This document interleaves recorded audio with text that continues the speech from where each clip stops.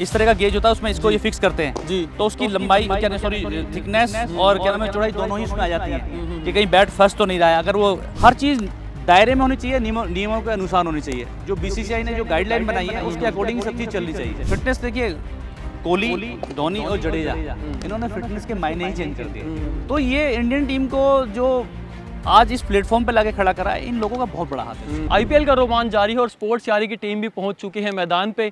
हाथ में मेरे आप बैट देख रहे होंगे और ये बैट इसलिए पकड़ा है क्योंकि एक चर्चा शुरू हुई है हार्दिक पांड्या का जिस तरीके से बैट चेक किया गया, क्या वजह थी। उसके अलावा भी 2 प्लेयर्स के बैट चेक हुए। पूरा मसला बताएंगे आपको। हम एक अकेडमी में हैं, नोएडा की एक अकेडमी में। वहाँ के कोच 30 साल का एक्सपीरियंस, उनसे बात करेंगे पूरा मसला क्या है, बैट क्यों चेक किए जा रहे हैं और बैट का नियम क्या है, क्या कितना वेट होना चाहिए, कितनी हाइट होनी चाहिए और कितनी चौड़ाई होनी चाहिए। तो आइए बात कराते हैं अकेडमी के कोच, बहुत एक्सपीरियंस है, फूलचंद शर्मा जी को। सर वेलकम टू स्पोर्ट्स यारी। Thank you. आज सर ये जो इशू चल रहा है, बैट चेक किए जा रहे हैं हार्दिक पांड्या जैसे प्लेयर के, जो कि सर इंडियन टीम के स्टार ऑलराउंडर हैं और आईपीएल में मुंबई इंडियंस के कैप्टन हैं। सर उन्होंने पिछले जो मैच खेले थे काफ़ी उन्होंने गेंदबाजों की तोड़ाई की थी, काफ़ी पिटाई की थी, उसके बाद उनका बैट चेक किया गया। सर क्या कैसे देखते हैं इसको सर? देखिए, हर चीज़ के पैरामीटर्स होते हैं। जैसे कि हमारी बॉल का एक पैरामीटर्स होता, देखा होगा कि एम्पायर एक उसमें से देखते हैं कि बॉल के सेफ तो नहीं बिगड़ा या क्या है, किस तरह से। इसी तरह क्रिकेट एकदम आधुनिक क्रिकेट हो गई है और आज के डेट में बॉलरों के लिए कुछ भी नहीं है। विकेट जो बिल्कुल फ्लैट बनाए जाते हैं, आईपीएल का रोमांच बढ़ाने के लिए जो प्राथमिकता है वो बैट्समैन को दी जाती है। आप देखो, 250-300 रन बन रहे हैं, तो कहीं ना कहीं तो इस चीज़ पर रोक लगानी ही पड़ेगी। क्योंकि देखिए, हमारे जो जिस तरह बैट है ये, तो इसकी जो है ये थिकनेस जो है 2.64 होनी चाहिए जी जी। और इसकी जो चौड़ाई है वो 4.25 होनी चाहिए। और जो हमारे बैट की हैंडल से नीचे जो लंबाई होती है, उसका जो हैंडल आप 52% तक ऊपर कर सकते हो। लेकिन अगर उसी में आपको उसकी थिकनेस बढ़ा दी जाएगी या ये चीज़ बढ़ा दी जाएगी तो बैट्समैनों को तो इतना फायदा हो जाएगा, बॉलरों के लिए तो कुछ रहेगा ही नहीं, फेयर नहीं होगा सर। फेयर नहीं होगा। तो इसलिए जो मापदंड बनाएंगे इसीलिए बनाए गए हैं। तो उस मापदंड के आधार पर उन बैटों को चेक किया जा रहा है कि भाई जो बड़े प्लेयर हैं, जो अच्छे रन बना रहे हैं, लंबे शॉटें मार रहे हैं, कि भाई कहीं कुछ बैट में गड़बड़ तो नहीं है। आपने देखा होगा पहले हेडन ने भी एक मंगूस बैट के साथ में हुआ था। तो देखिए, अगर बैट की ये चीज़ छोटी होगी और ये बड़ा, तो लॉन्ग हैंडल हो जाता है। इससे जो है मारने की जो पावर है, हिटिंग पावर ग्रिप अच्छी बनती है, हिटिंग पावर जो अच्छी हो जाती है। तो अगर बीसीसीआई ने कोई रूल बनाया है और अगर इस चीज़ पे कर रहा है तो कोई अच्छी बात है। क्योंकि देखिए, क्रिकेट में सबको सिमिलर लेके चलना चाहिए। यही नहीं कि सिर्फ आप बैट्समैनों के लिए सब कुछ कर दो, बॉलरों के लिए कुछ रहे ही ना करने के लिए। तो अच्छी बात है जो बीसीसीआई ने ये लिया है और ये चेक हो रहा है। अब देखिए, हार्दिक पांड्या का चेक हुआ, बड़ा प्लेयर है, तो उसमें साहब कह रहे हैं हार्दिक पांड्या का बैट चेक हुआ है। बैट तो किसी का भी चेक हो सकता है। शिवनेन हेटमायर का भी सर हुआ, उसका भी हुआ, विदेशी तो काफी सारे क्या नाम है जो बैट्समैन है उनका बैट को चेक किया गया है और अच्छी बात है। देखिए, मैं तो चाहूंगा कि हर चीज दायरे में होनी चाहिए, नियमों के अनुसार होनी चाहिए। जो बीसीसीआई ने जो गाइडलाइन बनाई है उसके अकॉर्डिंग सब चीज चलनी चाहिए। सर वो किससे चेक करते हैं? हमने बॉल को तो देखा है काफी बार चेक करते हुए, जो वो डालते हैं गेज के अंदर। और इसको बैट को किससे चेक किया जाता है? ऐसे ही जिस तरह की बॉल के लिए गेज होता है, उसी तरह जो है बैट के लिए भी गेज होता है। आपने देखा होगा, एम्पायर के पास था वो इस तरह का गेज होता है, उसमें इसको ये फिक्स करते हैं जी। तो उसकी लंबाई क्या नाम सॉरी थिकनेस और क्या नाम है चौड़ाई दोनों ही इसमें आ जाती है कि कहीं बैट फंस तो नहीं रहा है। अगर वो आराम से निकल जाता है तो वेल एंड गुड है, अगर वो कहीं फंसेगा तो वो पैरामीटर के अगेंस्ट है। सर जैसे कि हमने पिच पे भी बात की, इस बार पहले क्या देखा जाता था कि T20 का जो गेम है वो बैटर्स के लिए बड़ा फ्रेंडली रहता था, बैटर्स जो थे हावी रहते थे।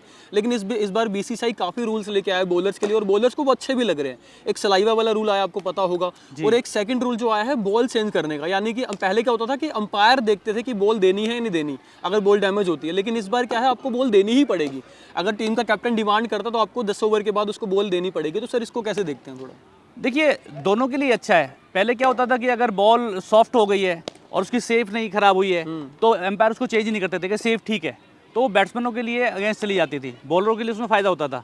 लेकिन अब क्या है कि आप बॉलर हो या बैट्समैन हो, कोई भी अगर कॉल करता है तो एम्पायर उस चीज़ को क्या नाम है कंसीडर करता है और बॉल चेंज होती है। पहले ऐसा नहीं होता था। तो सर ऐसे ही कुछ नियम, जैसे आप कुछ बेसिक्स भी होते हैं क्रिकेट के, आप भी अपने स्टूडेंट्स को भी सिखाते होंगे। क्रिकेट एक देखिए बहुत सर प्रैक्टिस वाला गेम है, जितनी प्रैक्टिस करें उतनी कम है। तो आप भी कुछ बताते होंगे सर, बेसिक्स कुछ बताइए सर बच्चों को। देखिए, मेन बेसिक्स क्या है, देखिए मेन तो बेसिक्स यही होते हैं बच्चों के शुरू से ही उनको। आज की क्या है कि आजकल कोई भी जो नए बच्चे आते हैं ना, सबसे पहले इनको लगता है कि आईपीएल कितने टाइम में खेलेगा। पेशेंस नहीं है। अगर कोई छोटा बच्चा 10 साल का है, 12 साल का है, अगर वो 100 बॉल खेल रहा है और 20 या 25 रन बना रहा है तो उसके पेरेंट्स को सेटिस्फेक्शन नहीं है। वो बोलता है अरे सर ये तो रन ही नहीं बना पाता है। देखिए, 10 साल का बच्चा है, उसमें इतनी ताकत थोड़ी है कि वो 30 यार्ड सर्कल को टपा दे, वो छक्के थोड़ी मारेगा। सबसे बड़ी चीज़ क्या है कि आपको टेम्परामेंट डेवलप होना जरूरी है। आप हिटे तो कभी भी मार दोगे, अगर आप विकेट पे खड़े होने की आपके अंदर अपने कैपेसिटी है तो रन आप कभी भी बना देंगे, लेकिन अगर आपके अंदर पेशेंस ही नहीं है तो आप बड़े प्लेयर नहीं बन सकते। सर जो आज मॉडर्न डे क्रिकेट खेला जा रहा है, खास तौर पे T20 जिस तरीके से खेला जा रहा है, कहा जा रहा है कि बेसिक्स खत्म होते जा रहे हैं। स्टीफन फ्लेमिंग जो CSK के हेड कोच हैं, उन्होंने भी कुछ दिन पहले स्टेटमेंट दिया कि मुझे बड़ा दुख होगा कि ये गेम जो है, क्रिकेट जो गेम है, वो बेसबॉल का गेम बन जाएगा और सिर्फ चौके छक्कों की बात होगी। आपका क्या कहना है सर? देखिए, क्रिकेट को कई तरह से जाना जाता है और आजकल की क्रिकेट इतनी आधुनिक हो गई है कि हमारे इंडिया में क्रिकेट को खेला नहीं जा रहा, इंडिया में क्रिकेट को पूजा जा रहा है। तो क्रिकेट का रोमांच बढ़ाने के लिए T20 का कॉन्सेप्ट लाया गया है। आप देखिए, फटाफट क्रिकेट जो कहते हैं, और कुछ इसमें अगर 60% अच्छाइयाँ हैं तो 40% इसमें कमियां भी हैं। उन्होंने सही कहा, फ्लेमिंग ने कहा, जिसने भी कहा कि आज की डेट में जो बच्चे जो अगर मैन फोकस कर रहे हैं वो सिर्फ चौके छक्के वाली क्रिकेट भी कर रहे हैं कि हमें सिर्फ आना है और वे सिर्फ 4-5 ओवर में हमने 20 बॉल खेलने हैं, 20 बॉल में 50 रन बनाना है। आजकल देखिए डेज क्रिकेट खत्म होती जा रही है और आप कहीं भी चले जाइए, NCR के पूरे इंडिया में जो भी टूर्नामेंट हो रहे हैं, colour dress white ball, colour dress white ball, यानी वाइट बॉल का प्रचलन ऐसा चल गया कि रेड बॉल तो खत्म होती जा रही है। कहीं भी आप देखेंगे कि कलर ड्रेस में प्रैक्टिस होती है, वाइट बॉल यानी कि रेड बॉल का तो आजकल प्रचलन एक समझ लो कि 40% रह गया है और रेड बॉल का 40% रह गया और वाइट बॉल का 60% रह गया। तो कहीं ना कहीं देखिए, उनका कहना भी जायज़ है कि जो बच्चों में पहले टेम्परामेंट होता था खेलने का, स्टे करने का वो होता था, आजकल है ही नहीं। एक न्यूजीलैंड ने और चेंज कर दिया कि उन्होंने को आना है कि भाई उन्होंने तो सिर्फ T20 के स्टाइल में उसको डेज क्रिकेट को खेलना है। जी।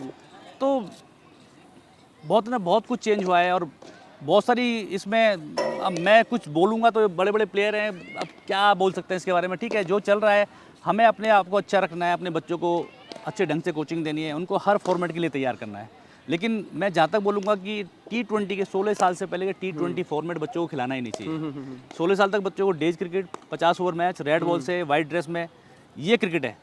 अगर आप 14, 15 और 16 साल के बच्चों को अगर T20 में आप धकेलेंगे तो उनका विकास नहीं हो पाएगा। जी। सर आपका अनुभव हमने देखा, 30 साल सर आपको बतौर कोच हो गए, आप कोचिंग दे रहे हैं, और सर आपके कोचिंग वाले कुछ खिलाड़ी हमने देखा कि कुछ T20 जो मॉडर्न के क्रिकेट की हम बात कर रहे हैं उसमें खेल रहे हैं, तो कैसा लग रहा है? और सर थोड़ा बता भी दीजिए कौन कौन से खिलाड़ी सर? नहीं, देखिए, जो मेरे यहाँ से जो लड़के निकले हैं, चाहे तो शिवम मावी है, ध्रुव जोला है, अनुरित हैं, बहुत सारे लड़के हैं, और भी अभी इनेश महाजन है, हर्ष त्यागी, काफ़ी सारे बच्चे हैं। लेकिन देखिए, उन बच्चों ने टेस्ट क्रिकेट में भी अच्छा करा है, T20 में भी अच्छा करा है और वनडे में भी अच्छा करा है। तो मेरे जो बच्चे हैं, देखिए ध्रुव को देखिए, वो टेस्ट प्लेयर बहुत अच्छा है, टेस्ट खेल के। T20 में भी आप देखिए IPL में अच्छे रन बना रहा है, वनडे में उसने प्रूव करके दिया है। मावी है, वो उसने वनडे, T20 और अभी देखिए इस बार जो उसने रणजी ट्रॉफी का सीजन गया, बहुत अच्छा उसने जो रेड बॉल से उसने बॉल डाला है।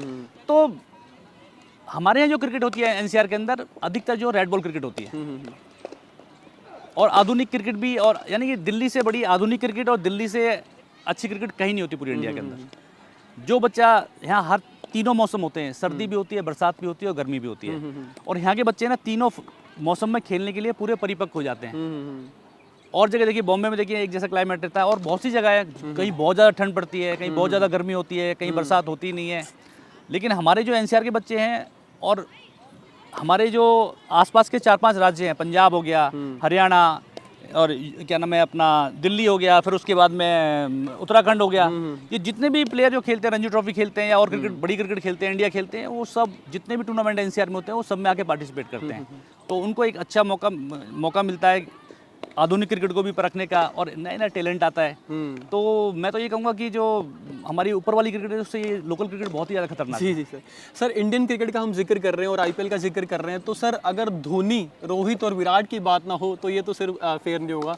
सर इनके साथ कुछ आपके किस्से रहे हैं, अगर कुछ शेयर करना चाहें कोई? देखिए, मैंने धोनी से भी कितनी बार मिला हूँ और विराट से तो बचपन से ही, विराट को जानते हुए हम दिल्ली में थे तो बचपन से उसको देखा डबल, लेकिन वो शुरू से ही बड़ा प्लेयर था, वो जब भी रन करता था बड़े रन करता था। और धोनी का तो देखिए, वो तो मास्टरमाइंड आदमी है, उनका तो दिमाग ही और प्लेयर से हट के चलता है। जी। इस उम्र में भी सर आपने देखा कैसे रिफ्लेक्सेस उनके विकेट के पीछे भी वो किस तरीके से तेज़ हैं अभी भी, और बैटिंग भी कल आपने देखी होगी अगर मैच में। देखिए, उनको ऐसे लीजेंड नहीं माना जाता, और कैप्टन कूल, पता ना क्या क्या नाम है उनके, और जिस तरह से विकेट के पीछे उनका दिमाग चलता है ना, तो मुझे लगता नहीं है कि वर्ल्ड में किसी भी प्लेयर का चलता हो। और उनकी फिटनेस देखिए, कोहली, धोनी और जडेजा, इन्होंने फिटनेस के मायने ही चेंज कर दिए। ये जब तीनों एक साथ खेलते थे, रैना, राणा, सुरेश राणा। मोहम्मद कैफ फील्डिंग में। तो ये इंडियन टीम को जो आज इस प्लेटफॉर्म पे लाके खड़ा करा है, इन लोगों का बहुत बड़ा हाथ है। तो ये थे हमारे साथ वंडर्स क्रिकेट एकेडमी के कोच फूलचंद शर्मा जी, जिन्होंने बैट को लेके जो किस्सा बताया है कि किस तरीके से बैट चेक किया जा रहा है। जो अभी आईपीएल 2025 में आपने देखा होगा, हार्दिक पांड्या, फिल सॉल्ट और शिमरन हेटमायर, 3 खिलाड़ी ऐसे हैं जिनका बैट चेक किया गया। सारी प्रक्रिया बताई किस तरीके से प्रोसेस है, जैसे बॉल को चेक किया जाता है गेज में, उसी तरीके से बैट को भी चेक किया जाता है गेज में। लेकिन ये इस सीज़न देखने को मिला है। उसके अलावा MS धोनी, विराट कोहली और रोहित शर्मा को लेकर भी बताया कि तीनों लेजेंडरी खिलाड़ी हैं और बेसिक्स पे सर ने फोकस करने के लिए कहा है। ऐसे ही शानदार खबरें के लिए और खास खबरों के लिए देखते रहिएगा स्पोर्ट्स यारी। जय हिंद, जय भारत।